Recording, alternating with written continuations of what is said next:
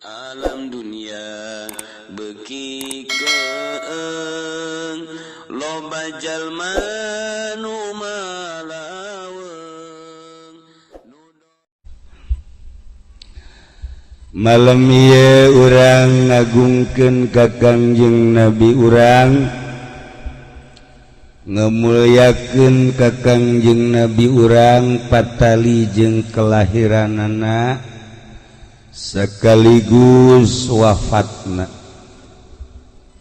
Lahir Kangjeng Nabi tahun 570 hiji Masehi.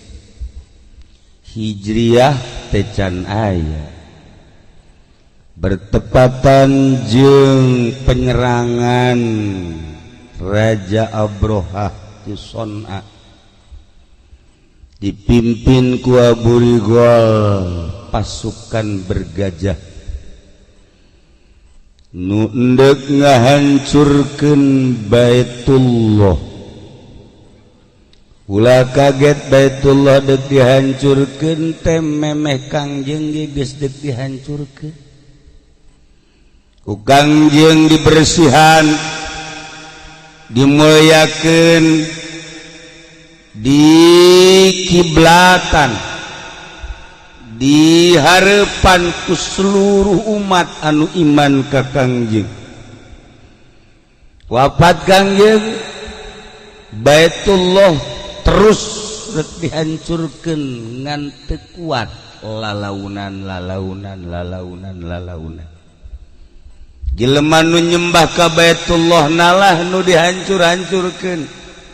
Ulah berpikir jeung ulah ngiblat ka Baitullah. Leletikanan nu kuduna ulang tahun ngadoa ku hari make naon karena dikitu-kitu. Bagaimana? Marawisan ini mah gaji pendek kedua. Ulang tahun dah naon deh. Pakai lilin kan? Dah otakna di mana ya budak? Wah itu aya ieu. Atuh 12.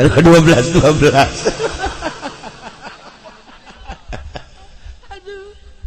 Supaya ulah ngiblat ka Baitullah. Segala rupa diusahakeun kahayangna mah arulah ka Mekah. Setik engke mah tetep hancur Baitullah. Ieu bakalna Baitullah dihancurkeun ku Yahudi bakal di akhir zaman. Mantak dina masalahna di kitab geus aya kumaha lamun engke Baitullah hancur urang salat ka mana nyang hareupna geus dimasalahkeun dina kitab. Urang Cilongok mah eueuh nu nanya sebab aya ge Baitullah geus teu ngahareup jatirok sarolat. Lain Cilongok ieu Cilongok Gandu. Cilongok ieu mah teu beda. Janu di Cilok Gandu ge KTP-na Cilok ieu. Tatangga Haji Masuri blon we.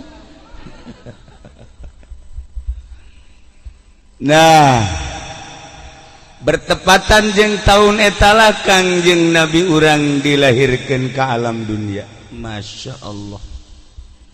Kejadian-kejadian nu aneh ketika lahir Kangjeng Nabi. Seuneu nu geus teu pareum-pareum pas lahir Kangjeng Nabi pareum. Patung sakitu gede di Son'a. Begitu Kangjeng Nabi lahir ngaguling patung. Begitu Kangjeng Nabi lahir benteng nu sakitu istimewana kuat ngaguling. Kangjeng Nabi lahir ke alam dunia teh geus aya ciri bakal hancur kebatilan-kebatilan. Hancur agama-agama batil, bakal tegak agama lurus nu dibawa ku Kangjeng Nabi Muhammad sallallahu alaihi wasallam. Kangjeng Nabi lahir ke alam dunia nu sakitu puasna cedem tiis. Kos kuari be pan bangun tadi mau panas kan? begitu maulidan cedem kepikiran-pikiran cedem iya malam iya Haji Masuri memengonang merengut cedem tapi barang ngadenge Kangjeng Nabi lahir buringas deh Haji Masuri mah bedanya sok aya buringas sok aya sedih sok aya teu parugu Haji Masuri perwatakana kos kitu nya lolobana mah teu parugu lah iya Haji Masuri Wakusiyatil ardu ba'datu lijadbiha minan nabati hulalan sundusiyah wa in'ati simaru pan geus dijelaskeun dina berzanji wakusiyatil ardu ba'datu lijadbiha sabada paila anu panjang jukut garari eueuh cai eueuh paila jadi teh paila begitu lahir Kangjeng Nabi Masya Allah eta hujan anu tiis dina sabada hujan sapoe dua poe jukut jararadi usiatil ardu ba'datu lijadbiha minan nabati jajadian boro-boro di daerah urang di daerah Mekah di daerah Mekah jukut jararadi tatangkalan hararejo lemok aduh indah iya begitu lahir Kangjeng Nabi urang Kangjeng Nabi Muhammad sallallahu alaihi wasallam meureun lamun urang harita geus hirup tahunan Kangjeng Nabi dilahirkeun meureun di urang ge ya Allah ya Rabbi eta nunggaran jajadian teh pohara ieu sesana bae sesana kuari urang nyaho ka cente nyaho ka suweg nyaho ka badur Haji Masuri teh Haji Masuri ieu teh sesa mabok badur baheureup pajar suweg gunyana ieu carita santri carita santri kula di dieu aya santri pan baheula mah kebon kirai atupannya nyaritakeun tales ngeunah singkong ngeunah suweg ngeunah ngan ulah teh badur sebab badur mah mabok nah nyana kan teu bisa ngabedakeun mana suweg mana badur langsung we ka kebon wah ieu suweg cekeun ieu watu gede dipotong bawa ke podok bebeja ka babaturana poe menang suweg gede cekeun ieu pan geus dipiceun dauna di kebon kene waktu dipasak digodog atuh ngaranna ge santri santri mah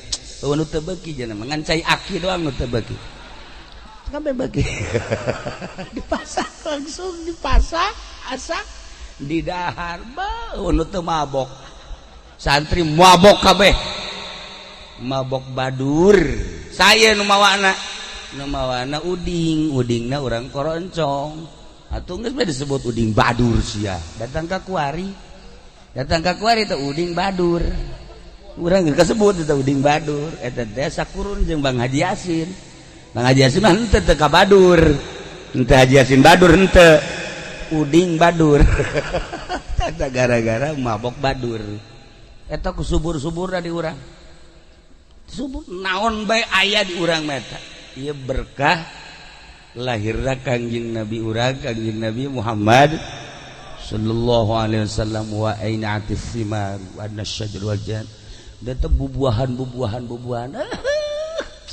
di Mekah masa kitu kaayaanna di urang ka asem-asem aya asem cerme di dieu aya tangkal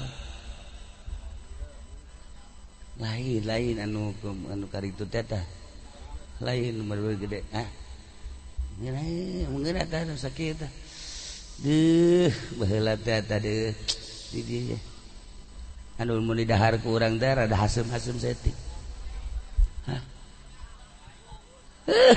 teu yaho ieu kudu oong ditanyana oong mah nyaweun di gigi rimahnya eta nun segede kieu teh tah aduh Poho ngaranna eta nah ih lain tanggalna juga buahna kahadap-hadap gitu tah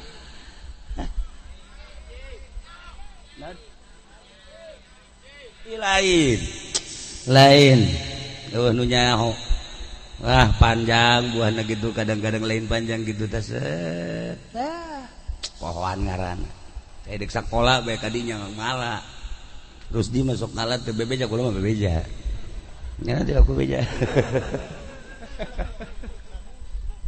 para jamaah kaum muslimin wal muslimat rahimakumullah lahirlah Kangjeng Nabi lumata kelahiran Kangjeng Nabi teh disebut tahun gajah sebab pas penyerangan Raja Abroha pimpin ku Panglima Abu Rigol dek menghancurkan Baitullah lahir Kangjeng Nabi di tahun eta teu bisa dihancurkan sebab Allah ngutus burung ababil diabadikeun dina Al-Qur'an alam tara kaifa fa'ala rabbuka bi ashabil fil ashabil fil teta nu marake gajah hancurkeun ku Gusti Allah alam tara kaifa fa'ala rabbuka bi ashabil fil alam yaj'al kaidahum fi tadlil arsal alaihim tayran ababil tarmihim hijaratin min sijil faja'alahum ka'asfim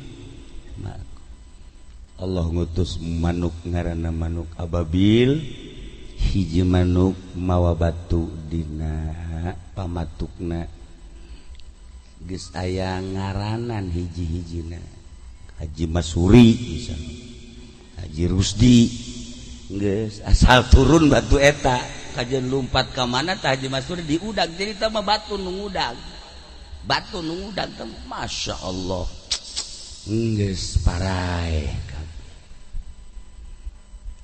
gitulah Kangjeng Nabi begitu lahir berubah daerah berubah suasana geus aya tiis ya gede sakumaha nu saku urang dicaritakeun susuanlah ku Nyi Halimatus Sa'diyah kasimpulan nama Kangjeng Nabi teh datang ke umur 40 tahun 40 tahun memehna Kangjeng Nabi dibere tresep campur jeung makhluk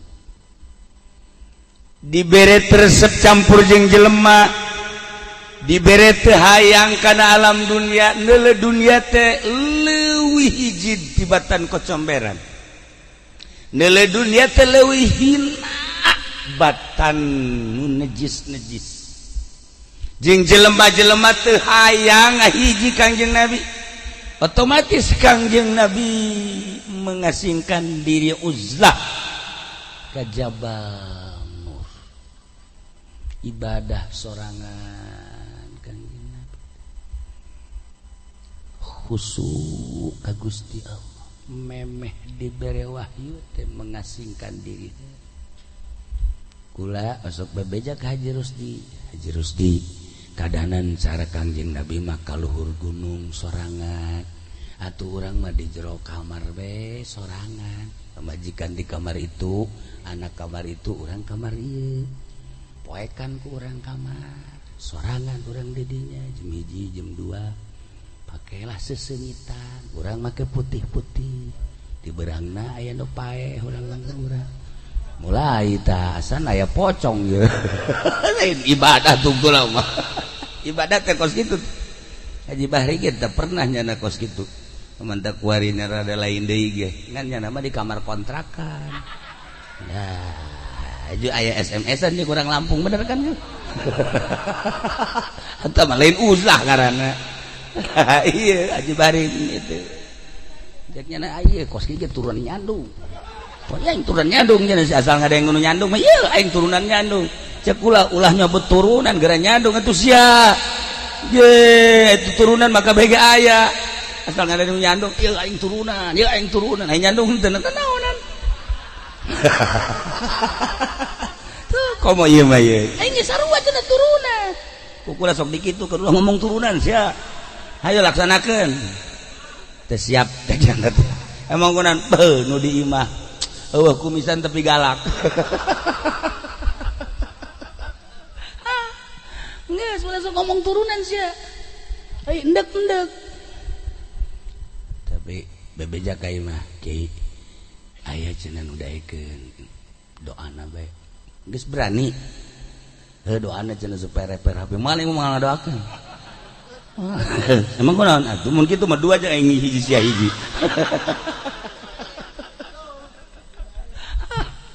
aduh jadi moalah cenah kiai geus hiji bae sadar sorangan nya aduh aya deui Haji Patin geus sarua nya geus sarua atuh jelema apa ruangan kaburu kanyahoan atuh kajua kukula diajak zarah ke Banten ye teu bebeja ka pamajikan teu bebeja atuh kahayang mah bebeja pan leungiteun ya datang ka peuting pan ngaranna ge zarah ditelepon woi gimana Pak Joko pan telepon gitu amat zarah di mana ke nya dibere sawo bae cek nya ke meuli sawo di mana sawo mah di mingguan ge ambal aya wah Haji Patin ieu mah tsunami ieu mah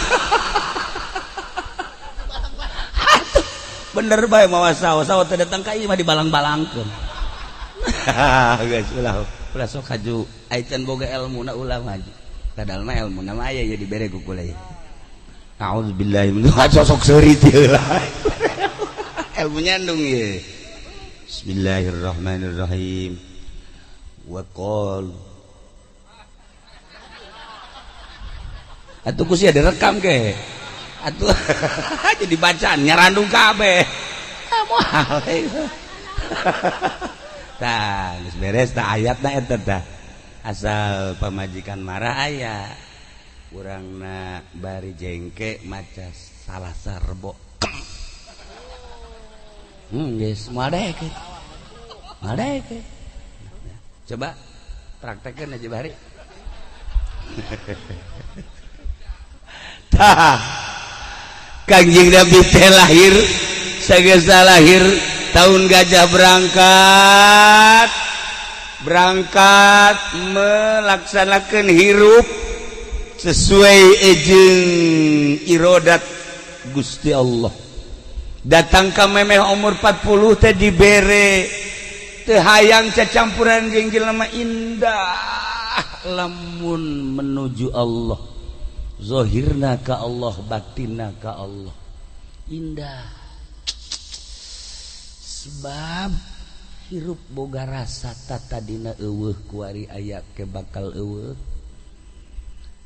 keur eueuh nu ngeueuhkeunna Sang Khaliq diayakeun ku Sang Khaliq Allah ke dieueuhkeun ku Sang Khaliq Gusti Allah urang hirup teh diatur ku Gusti Allah di jero kudrat jeung iradat Allah umur geus diatur ku Gusti Allah nyawa geus dibatas ku nu bogana eueuh anu kaluar tina papasten Gusti Allah sugihna papasten Gusti Allah susahna papasten Gusti Allah sehat papasten Gusti Allah gering papasten Gusti Allah kawin jeung teu kawinna papasten Gusti Allah nyandung teu nyandungna papasten Gusti Allah nyandung 1 2 3 4 papasten Gusti Allah pendek umur jeung panjangna papasten Gusti Allah nah atuh jeung make ngarasulah sagala ka Gusti Allah aja kabeh ge diatur ku Gusti Allah ku kudrat iradatna lamun eta ku urang teh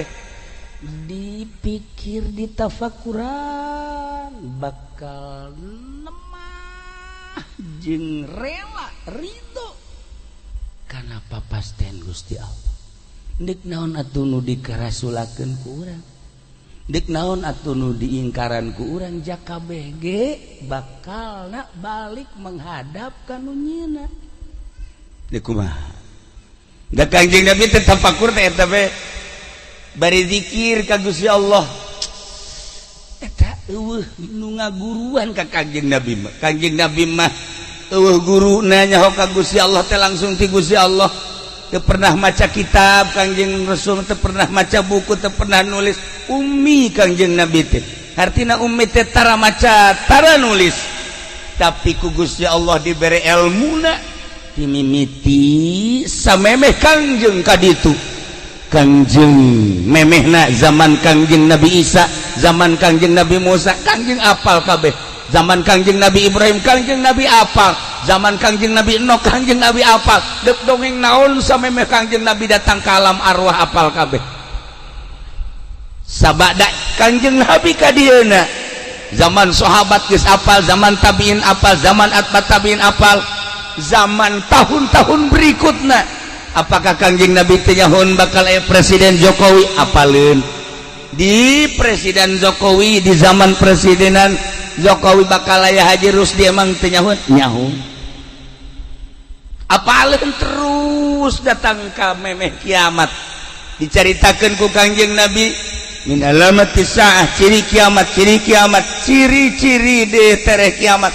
Geus dicaritakeun ka kiamat da Kangjeng Nabi apal. Kangjeng Nabi kan tidak menyebutkan tahunangan ciri-cirina hungkul. Alam kubur Kangjeng Nabi apal dibukakeun ku Gusti Allah, ja ilmu nanti Gusti Allah. Terus mun Kangjeng Nabi nyaritakeun alam kubur nu meunang kanikmatan, nu disiksa, siksana jeung macem-macem, kemudian engke mahsyar dibayangkeun, dibukakeun ku Gusti Allah.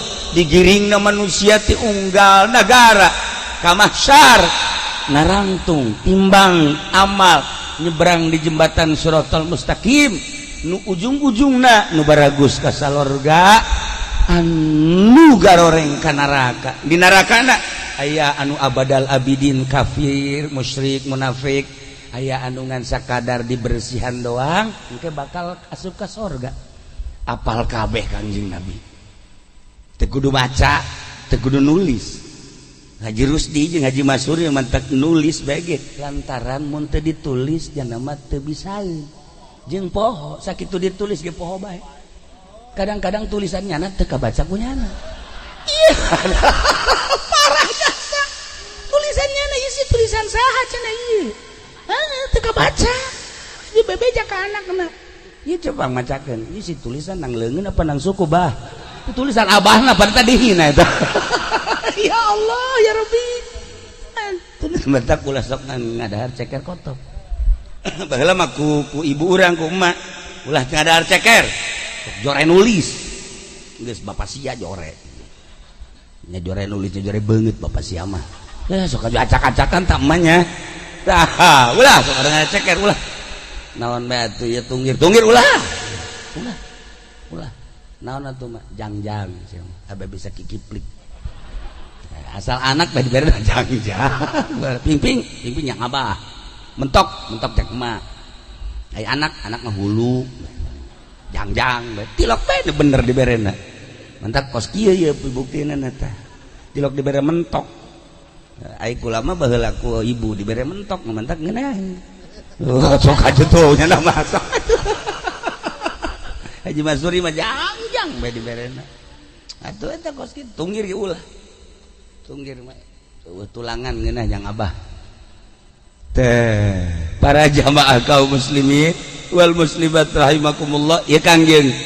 Nah, lamun cekas hatena teu mamawa dunya, cekas hate teu mamawa makhluk, cekas hate teu mamawa kahayang jabatan, cekas hate teu hayang salian Allah.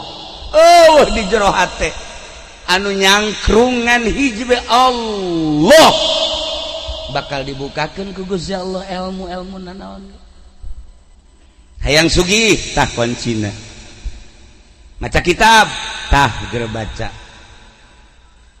Hayang naon bae pokona asal cekas sampai urang. Aya awewe geulis ku batur teu bisa didongkel ge teu bisa. Urang cekas hatena. Urang embung kan ka nyana lantaran cekas hate nyana nu ngudag-udag urang. Gitu ngomong mah mantap bae. Ya Allah pernah melet gitu mah anjur Haji Masuri mah. Ya beak mobil hiji.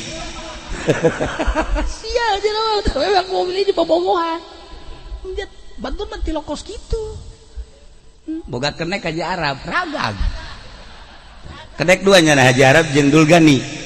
hiji Haji Arab ragag atuh supir terus back bareng turun kenek mana Haji Arab teh sesa untung hirup kene sok adzan Jumat teh kenek nyana cuman lamun dibuka yeuna barared kabeh urut ragag. Nomor kedua Dulgani begitu deh ka Garut cak nyana teh ka Dulgani kenek ban kenek profesional eta loba laga jasa itu loba laga ban nyana mah dul pinuhan bensin ka Garut oli pinuhan dek ka kula maksudna ka ditu watuh Dulgani mah siap jasa geus bensin dipinuhan ka oli kunyana dibuka heula handapna dibuka dibersihan kunyana sok bengkel kan ngaranna aturan mah bengkel imah lain panjana mah lain bengkel kunan dibuka tuh handapna bauda buka kunyana set beres wah bersih katanya geus bersihan kunyana oli set beres beja siap bos beres bos bos langsung isuk-isuk berangkat datang ke puncak drogdog mobil guna dia drogdog aduh barang kasih situ ya boh horeganan oli murna teh dipasang aduh iya buka kenek parah nah eta Dulgani sesa keneknya nah tuh tak gesah belum nyaritakeun nyana mah geus eueuh-eureunna maksudna emangnya mah kos kitu Rurah Oji eta teh hadamnya na kunaon ai hadamna sugihay nyana henteu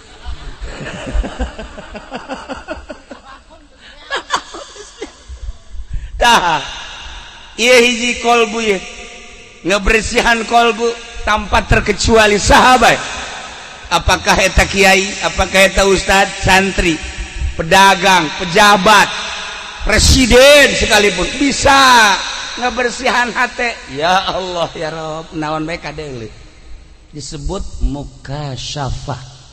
mukasyafah teh dihibukakeun hahalang hijab segala rupa katempo bae eta lah model para wali Allah Tuan Syekh Abdul Qadir mun kapangijeungna naon langsung katebak bae sebab mukasyafah katempo gurak-gerik kolbu gitu kene Syekh Maulana Hasanuddin mukasyafah Syekh Maulana Yusuf mukasyafah Syekh Maulana Mansur mukasyafah nu aya di urang atuh eta pandongengna Syekh Syarif Hidayatullah teh bapak Syekh Maulana Hasanuddin Syekh Maulana Hasanuddin teh diinstruksikeun babat Banten dilaksanakeun hebat satu ketika Syekh Syarif Hidayatullah nyabalah ke anak gitu nyaba geus beres mere ilmu alhamdulillah nyana balik begitu balik biasana kan jalan darat ieu mah jalan ka laut abah dek jalan laut cek Syekh Syarif ulah bah cek Syekh Maulana Hasanuddin jalan darat bae henteu lah abah dek jalan laut bae lah abah ngeunaheun di Banten langsung Cirebon kan ngeunaheun cek Syekh Maulana Hasanuddin bah cek ulah mah mendingan jalan darat bae lah ulah jalan laut henteu geus doana bae abah dek balik berangkat set jalan laut Masya Allah ngaguling parahuna kapalna kena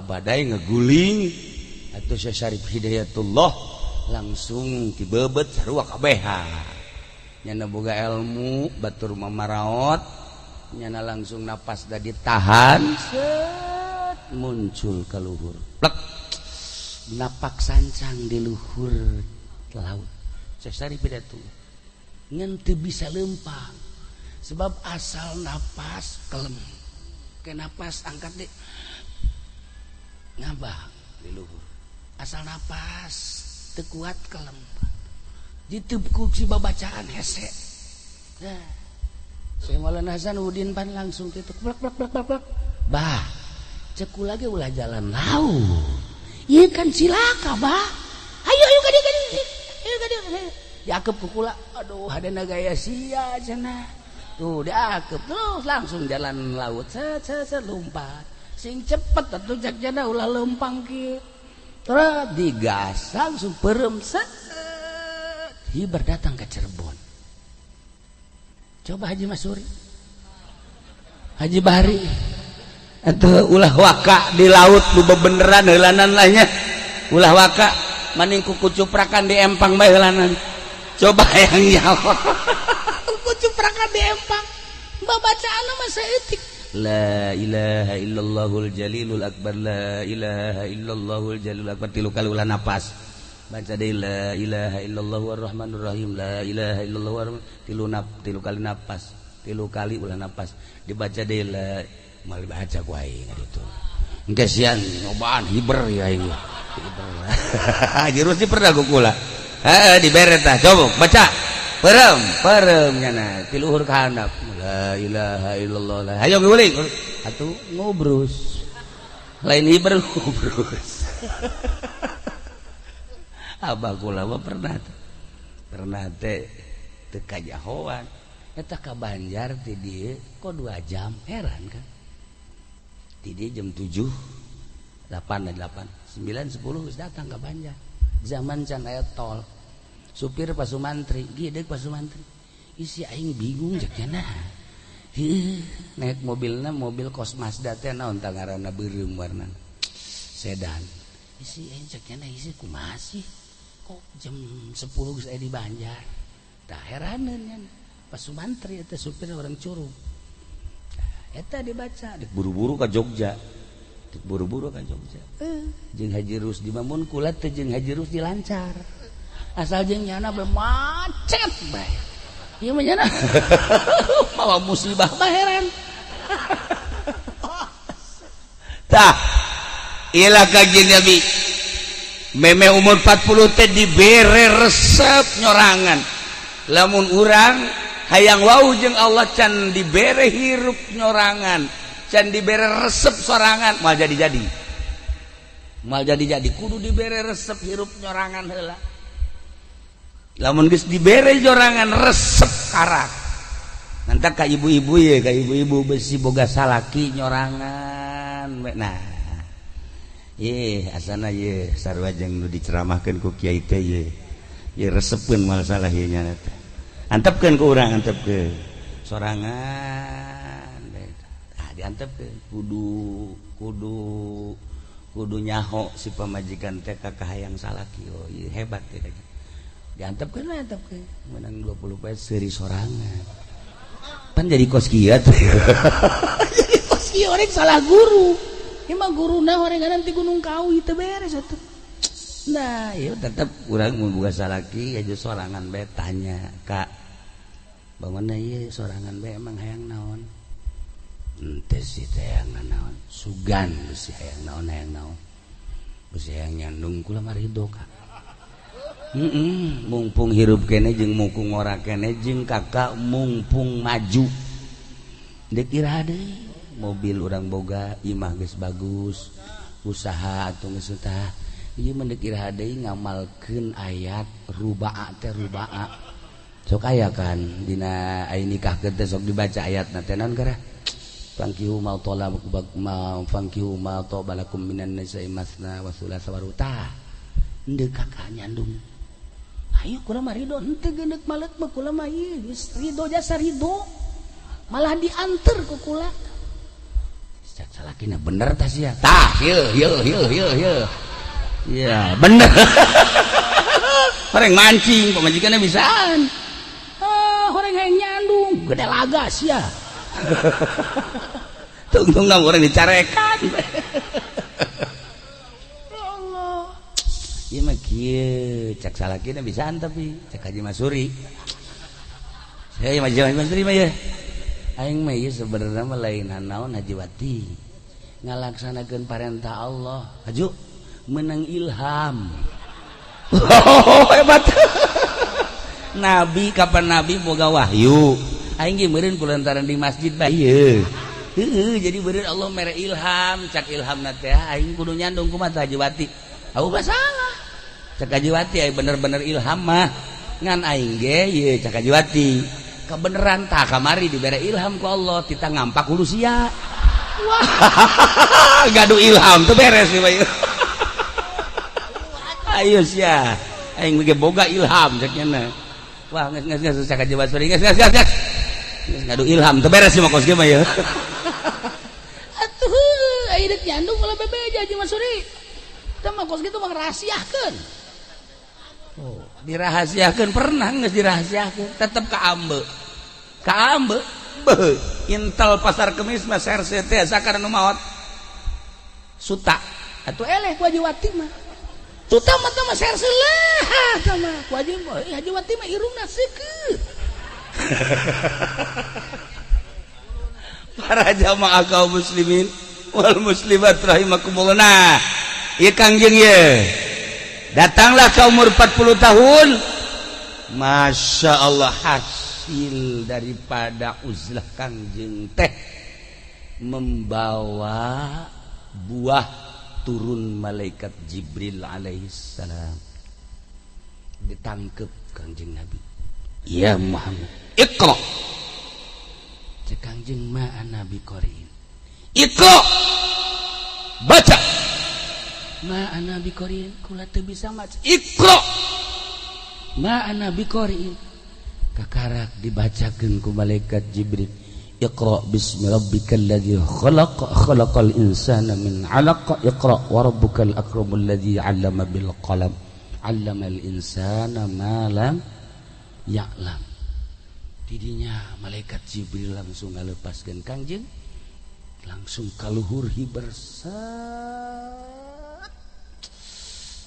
ngageter-geter Kangjeng bayangkeun ku urang di luhur gunung nu sakitu luhurna nu kula tahun 2000 alhamdulillah pernah naik ke gunung tersebut Masya Allah karim luhur didinyalah Kangjeng pertama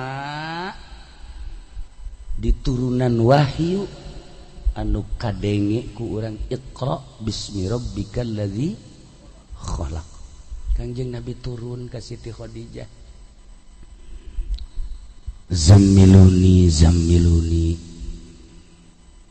cek Kangjeng teh rurub kula rurub pamajikan Siti Khadijah gelis di Siti Khadijah bangsawan di Siti Khadijah Masya Allah sugih aya di Siti Khadijah majehna urang boga pamajikan hayang tanu kitu teh ayah teu mengaji mah haji uwi lamun aya nu kitu tah awewe rangda bosal umur 40 tahun gelis bangsawan turunana bagus haju sugih haju hayangeun jasa ka Haji Masuri daek tuh daek jasa jagana tuh nya mah boro-boro nu kitu simba ge daekeun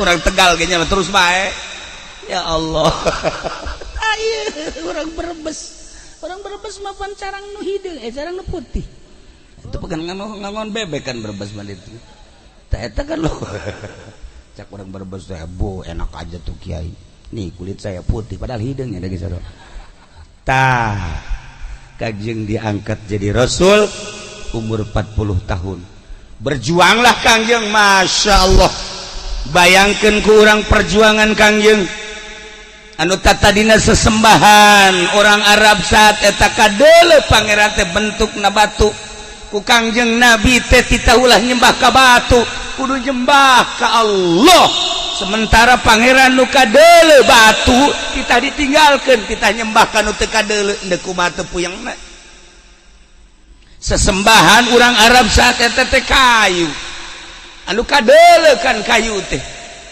anu geus ratusan tahun dianggap ribuan tahun berkaramat eta kayu teh dianggap pangeran ku Kangjeng Nabi dirobah ulah nyembah ka dinya tama makhluk kudu nyembah ka Khaliq naon tante tantangan gede ka Kangjeng sementara orang Majusi menyembah teh ka seuneu anu geus teu parem-parem ditiru ku unggal daerah seuneu tersebut teh disembah Kangjeng Nabi lahir diangkat jadi rasul di tangan robah sesembahan tersebut ulah eta cek Kangjeng nu disembah mah Allah sang Khaliq eta mah makhluk naon tah teu piperangeun ngarobah model kos kararitu perekonomian anu tatadina teh saha anu gagah eta anu hebat saha anu kuat eta anu menang dirobah ku Kangjeng melalui muamalah nuku urang kuari dilaksanakeun riba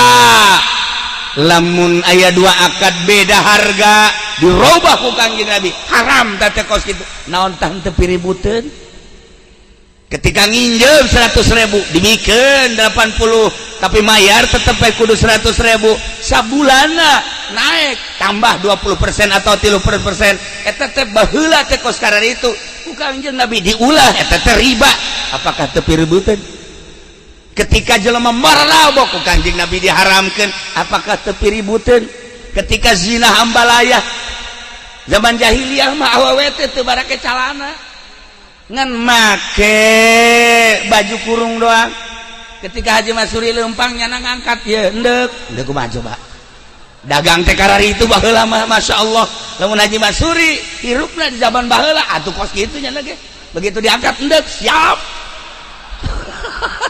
eta ya Allah ya Rabb inilah tugas Kangjeng ngeuweuhkeun pangeran nu kadeuleu berbentuk makhluk titaka khaliq nu maha qadim ngeuweuhkeun muamalah ribawi anu kudu ditablegkeun ku Kangjeng Nabi naon teh teu piributeun perzinahan jeung pemabokan nu sakitu luar biasana titah dieuweuhkeun Kangjeng Nabi tapi teger jeung tenang bae sebab dibere wahyu ku Gusti Allah Subhanahu wa taala ngahareupan jelema-jelema nu dangkal seperti eta nu mantap mulai ti kalangan handap heula nu iman teh ka Kangjeng mulai hiji dua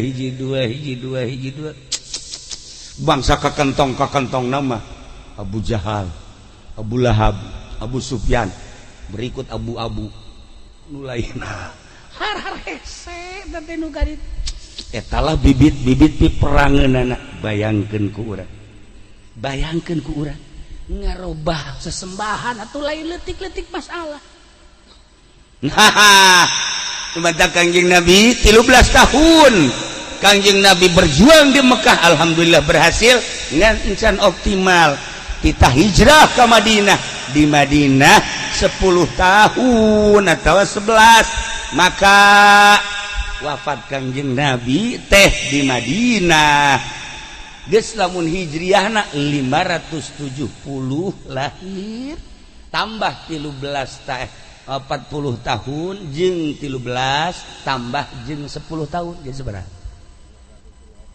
Berapa ratus? 34 bener tante sih oh masih salah bae mah hitungna jadi 600 tahun Masehina tahun Hijriahna tahun 11 sebab timimiti hijrah ke Madinah disambutlah Kangjeng Nabi ku urang Madinah nu kamari dicaritakeun Tala'al badru alaina min saniyatil wada wajaba syukru alaina mada'a lillahi da barang Tala'al badru alaina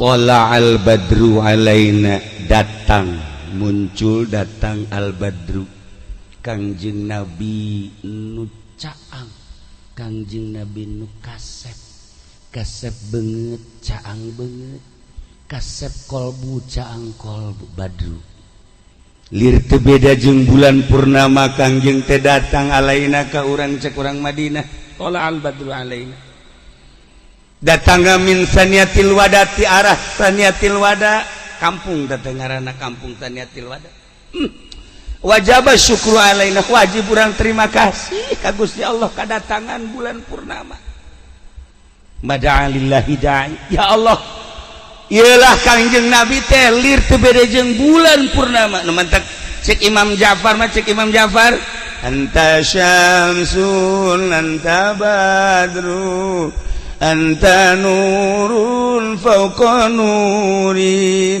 anta iksiru wa ghalli anta misbahu suduri ya nabi salam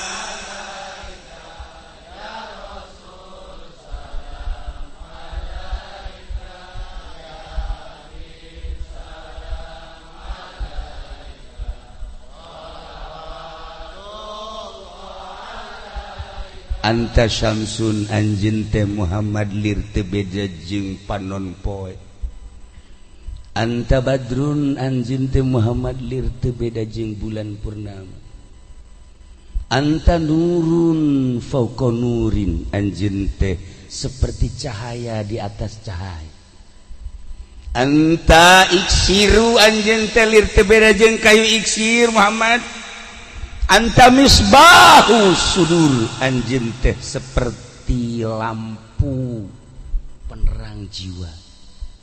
Oh hebatnya serta Imam Ja'far Al-Barzanji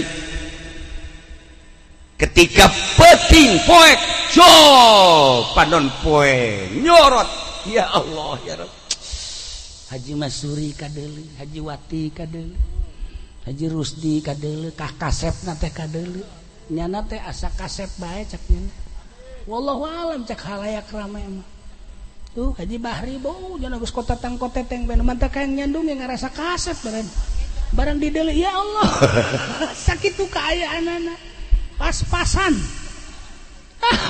teh Kangjeng mah ya moal anu ngabandingan Kangjeng Nabi mah moal anu ngabandingan anta syamsun anta badrun tapi eta malah panon poe jeung bulan mangan sakadar nyaangan jagat Kangjeng Nabi mah nyaangan jagat raya bisa nyaangan kolbu kanyahoan nyaangan jagat raya emang kumaha Siti Aisyah nuju ngaputan peting jam 9 begitu ngaputan lampuna parem otomatis jarumna ragag plek bingung Siti Aisyah lampu parem jarum ragag cek Siti Aisyah teh aku mah ieu neangan jarum besi katincang teh dikrami kemang teu kuari wah teu kumaha ieu Kangjeng Nabi jol Kangjeng Nabi Masya Allah kamar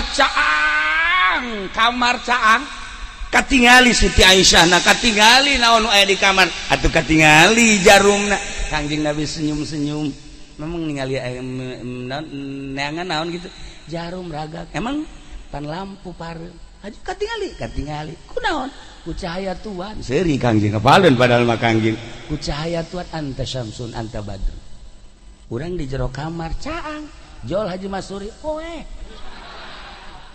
perasaan teh melegpeg bae poek ya Allah ya Rabbi eta mah pembawaan meureun nya moekan jagat aya kari ya Allah Kangjeng caang nu paling hebat cacaang Kangjeng Nabi talin eta nyorot fi dunya wal akhirah ieu kabeh cacaang Kangjeng Nabi aya dunia cacaang Kangjeng Nabi aya urang cacaang Kangjeng Nabi aya akhirat cacaang Kangjeng Nabi aya surga cacaang Kangjeng Nabi aya neraka cacaang Kangjeng Nabi moal diomongkeun ku Gusti Allah hadis kursi diucapkeun ku Kangjeng laulaka lama khalaqtul aflaq mun teu aya anjeun Muhammad mun teu aya anjeun Muhammad kaula moal ngadamel jagat raya berarti jagat raya teh cacaang Kangjeng Nabi Muhammad sallallahu alaihi wasallam nu paling hebat cacaang Kangjeng Nabi tina bodoh sorot ku sinar Kangjeng pinter nu bengkok sorot ku cacaang Kangjeng Nabi jadi lempeng nu tatadina teh nyaho ka pangeran sorot ku cacaang Kangjeng Nabi jadi nyaho ka pangeran nu paling hebat mindahkeun ti neraka ka sorga ieu kan luar biasa cacak-cacak eueuh sinar Kangjeng Nabi di Cilongok di Cilongok mah Bandar Koprok di Cilongok dalang aya di Cilongok anu sok ditiup oe teh naon tah naon trompet naon eta ngaranna trompet katangganya aya di Cilongok ayo coba naon pokona Raja Gapleh di Cilongok Raja Remi di Cilongok eta Haji Patin teh mantan mantan cakos gitu bau lain lalagaan keris daga tutup bisa dicokot kurang waktu lamun bulan mulu deta di pandian keris Haji Masuri keris Haji Patin pohara tapi kasorot ku sinar Kangjeng Nabi ya Allah keris dipicen kunyana tak segala dipicen ku ari bae di Cilongok geus eueuh nu mabok geus eueuh nu main remi eueuh nu main batur remi teh naon kana gaplet tuh siapa nyawa jahoan jawasok berenya tuh ya koprok kasorot ku sinar Kangjeng Nabi Muhammad sallallahu alaihi wasallam nu tatadina di kana neraka kasorot ku sinar tinggalkeun jadi ka surga lamun urang encan kasorot ku sinar Kangjeng aya nu nawaran ka urang ye nu nawaran ngridit nu nawaran kreditan tah lantaran can kasorot ku sinar Kangjeng daek tapi nu geus kasorot ku sinar Kangjeng heuy haram neraka jahanam tah lamun nu ngridit can kasorot lamun nu teu ngridit kasorot misalnya jam 10 beuting aya sinar remeng-remeng jol aya awewe lain cara urang etek lain etek mau malah nu geulis kawaron malah nu geulis jore carang nu geulis timbul ti kawaron carang lamun kitu mah Cilongok mantep gareulis urang Cilongok tapi lain penduduk asli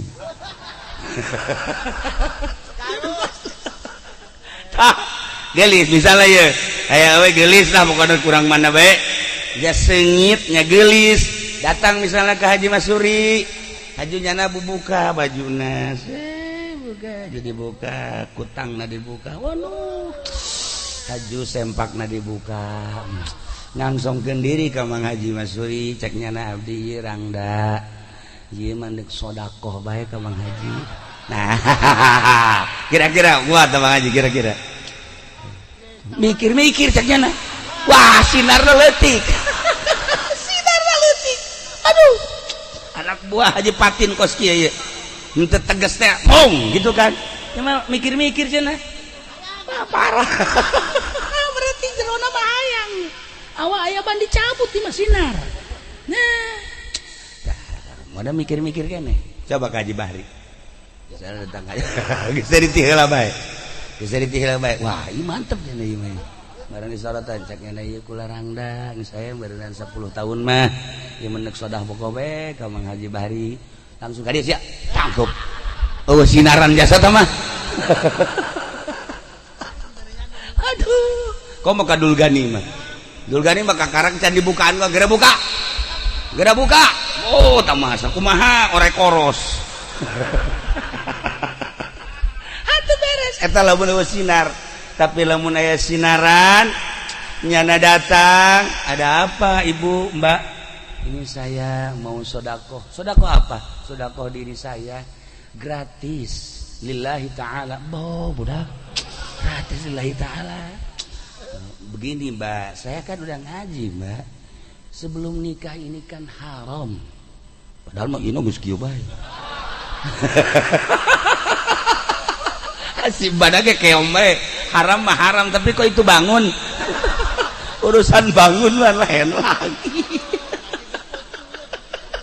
midnight ya teh aya mah aya sinaran moal kajen kuku mage moal tapi lamun urang ngadenge pejabat DPR Marawa Gundik bener kula lamun nyaritakeun kos kitu nyaho seputar para pejabat insyaallah nyaho seputar para pengusaha nyaho insyaallah lain lalagaan nyaho ieu nu ngaji teh ngaji aya bos ngaji kuari babaturan anak keluarga Pak Harto ngaji kuari ka dieu nyana nyaritakeun seputar kahirupan nyana jeung rekan-rekan wau kabeh bahkan nyana nanya pejabat siapa aja yang suka kesini Pak Kiai nggak ada wah saya tahu cina kalau mau kesini si Azim nyaho nyana sebab babaturan nyana wari gaji tah nyana nyaritakeun anu wah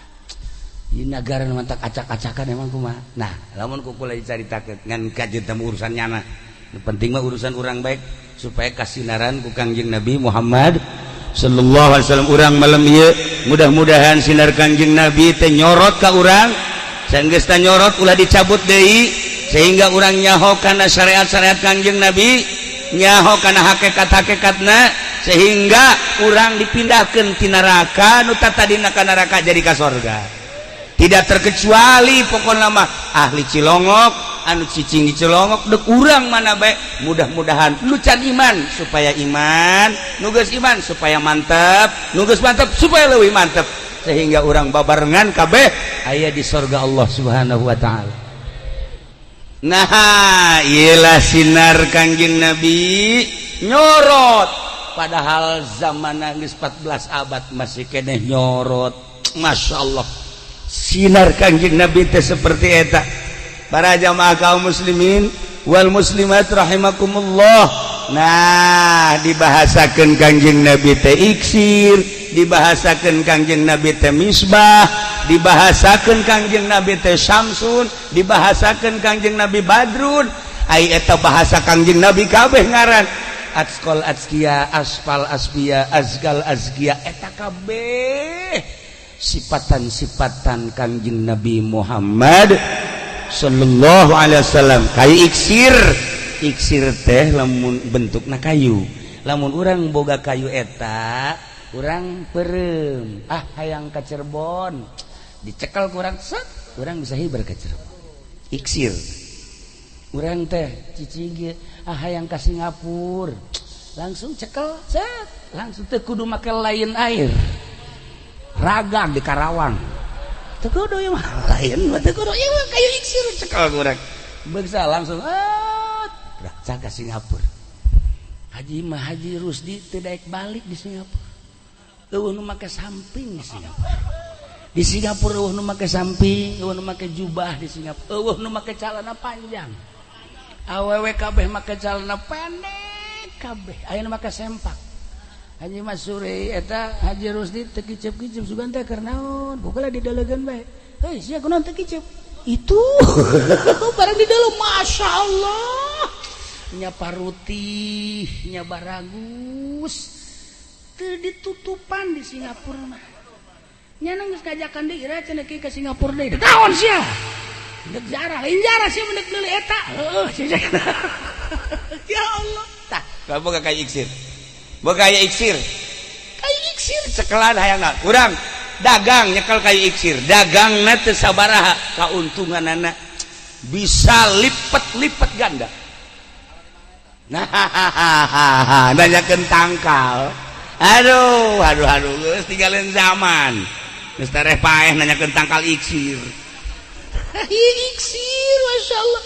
Urang bodoh, cekel kayu iksir, baca Quran, bisa-bisa baca. Urang bodoh, teu ngaji teu naon, boga kayu iksir, maca kitab bisa. Iksir mah mata Kangjeng Nabi teh disarupakeun ka iksir anta iksiru wa ghalli. Tah, lir teu beda jeung kayu iksir.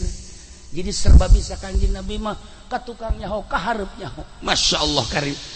Jelema anu muriang ngan sakadar aya nu nyeri mata Sayyidina Ali. Tadi Ali panggil. Ali mah teu aya. Ka mana Ali? Deuk dibere bendera. Bereun muriang naon? Nyeri mata tidak ka dieu.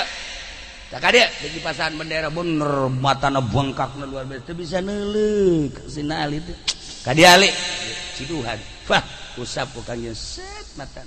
Masya Allah. Cak Sayyidina Ali leuwih bengras kibatan memeh muriang mata. Kuari lamun nyeri mata usap ku Haji Bahri.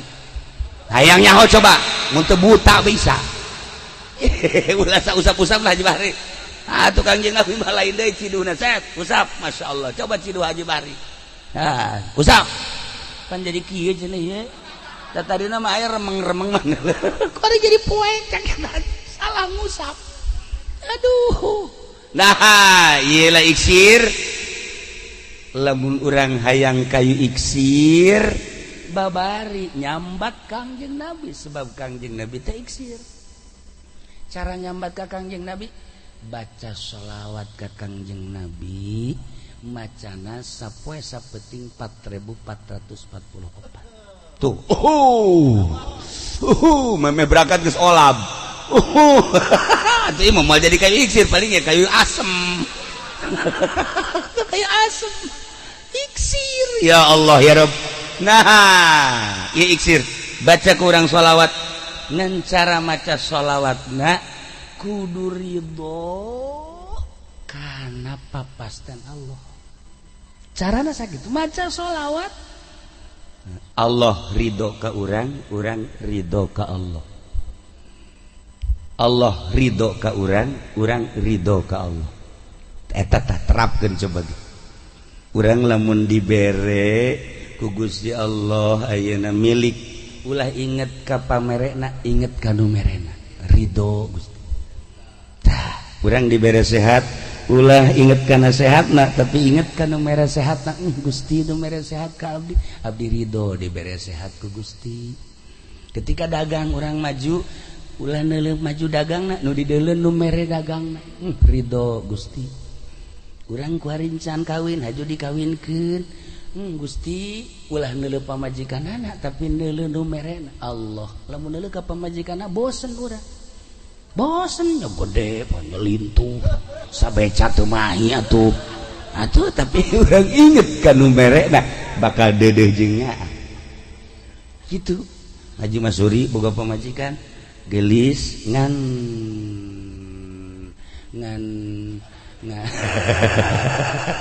capetang teuing atuh can datang geus ditanya eta kan capetang teuing ngaranna.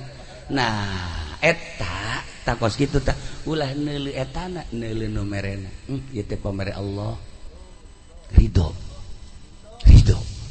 urang boga pamajikan kunyin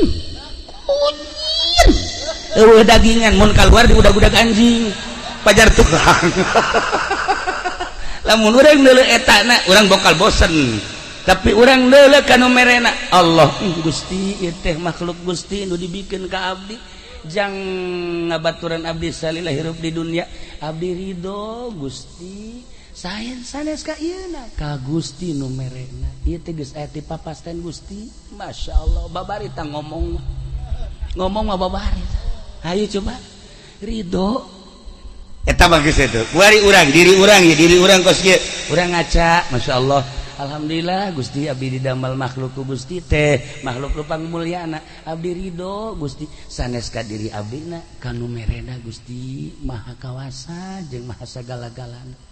Tah ieu teh kakarak urang ngaridokeun ti Gusti encan Gusti ridho ka urang lantaran jam geus jam 1:30 teh jadi teh anggeus dibayar iksir teh anggeus dibayar wah taun hareup asana ieu mah ieu kakarak datang ka ridho doang tah encan ridho urang ka Gusti ridho Gusti ka urang bakal dicaritakeun ridho Gusti ka urang teh kumaha emang sebenarnya ridho Gusti ka urang jih atuh lamun Allah teu ridhoeun ka urang emang kumaha disiksa ya urang tapi Allah ridho. Nah sababaraha macam ridhona moal kabahas 11:30 asana sate tiis sate tuh Haji Rusdi mah geus julak-cilek bae nya mah lain deuk muludan deuk ngadar sate tah ieu ridho Gusti ka urang ridho urang ka Gusti syaratna maca sholawat nama neuk sabaraha bae tapi lamun geus bisa ridho Gusti ka urang ridho ka Gusti masyaallah ieu bakal jadi iksir urang dok contoh iksir ari eta anu bisa ngalengkahan jembatan di Cianjur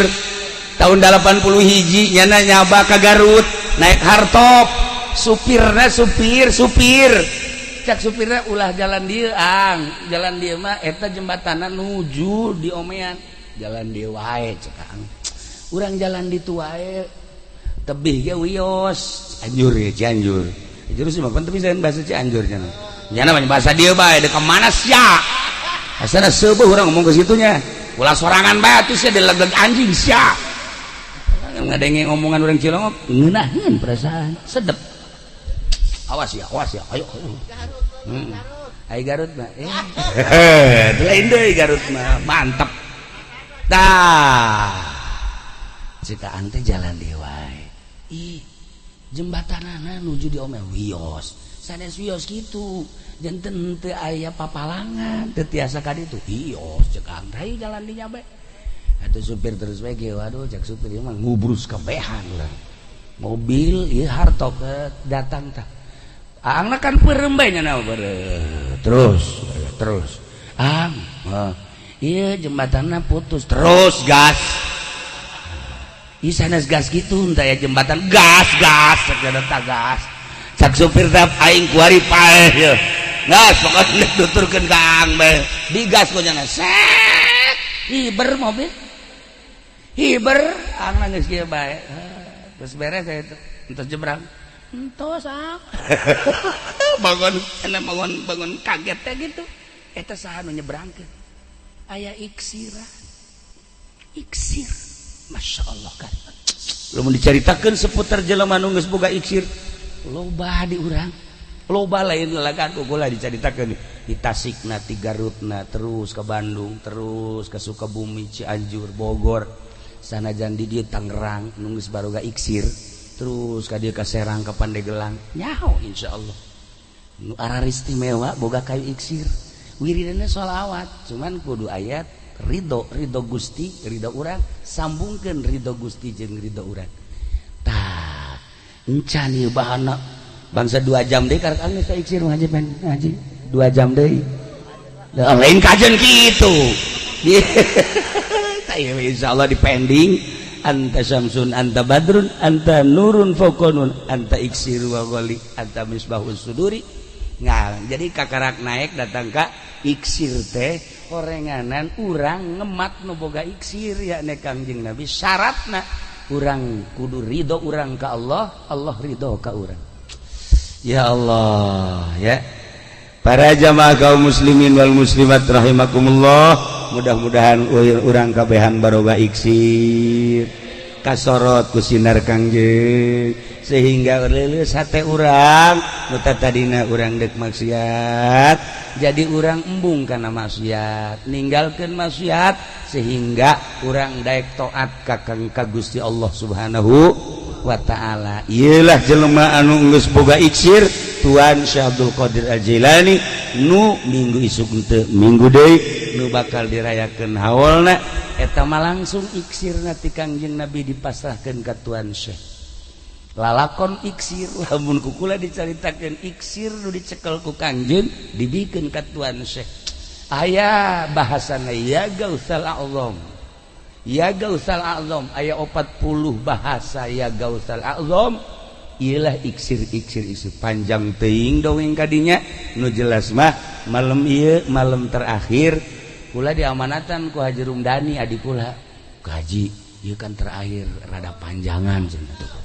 Final caknyana mantap ya terakhir jadi orang jam 1 kurang seperempat dicukupkan sakieu lalakon iksirna ke orang sambung dari tahun hareup ngaji mudah-mudahan panjang umur catat iksirna datang ka mana tadi ridho ke tinggal nyaritakeun ridho urang jeung ridho Gusti aya dongeng-dongeng ridho anu luar biasa mengenai iksir.